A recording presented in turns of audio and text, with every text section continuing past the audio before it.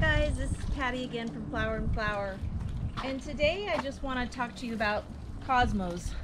Cosmos are pretty amazing, and the reason why I'm saying that is last year I planted one flower from a seed, and to my surprise it came up and it lasted all summer long. It was really tall and it provided me color when everything else was kind of dead.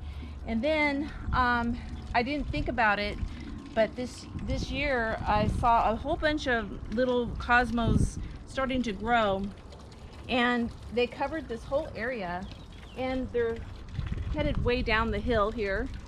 They are a variety of colors. They're very cheerful, they're very tall, they add a really nice green to the garden. They flower profusely and they last for a long time, and they grow super easy from seed, and they'll reseed themselves. So if you ever need some color for your garden, consider growing cosmos. They'll come back year after year.